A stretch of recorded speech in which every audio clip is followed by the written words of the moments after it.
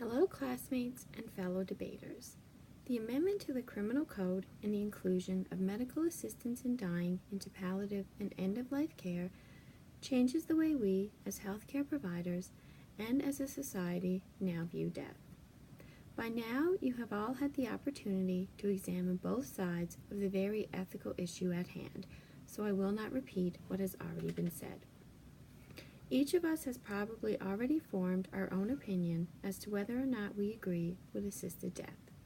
This debate, however, goes beyond that. It goes beyond agreeing or acknowledging the existence of the availability of medical assistance in dying and instead focuses on whether or not a registered nurse should be forced to participate. If you simply Google the words medical assistance in dying, your screen will be filled with facts, information, statistics, and endless testimonials from patients and families.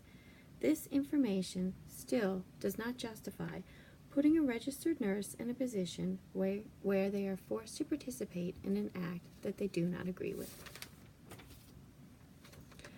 As is outlined in the Canadian Nurses Association 2017 National Framework for Medical Assistance in Dying in Canada, nothing in the Criminal Code compels a nurse to participate in medical assistance in dying.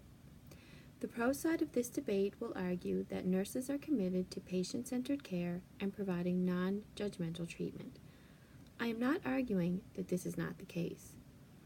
I am simply stating that the ultimate goal of relief from suffering and pain faced by those who are palliative can be achieved without medical assistance in dying.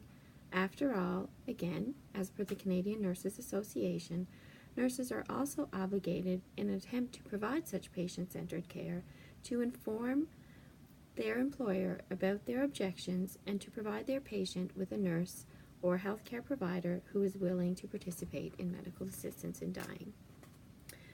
Medical assistance in dying may go against a religious belief or simply one's own ethical or moral code. In these situations, the nurse should not be forced to participate. After all, how holistic can the care be if the nurse's whole heart is not in it?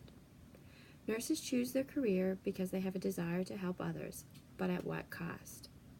Medical assistance in dying has tremendous and detrimental effects to nurse burnout and their own mental health. While it can be argued that there are assistance programs and debriefings for such events, the burden is still present and does not provide the nurse who is forced to participate with enough comfort when their own morals are compromised. In conclusion, I will leave you with this. If you or your family were considering medical assistance in dying, would you really want someone there who is forced to be there?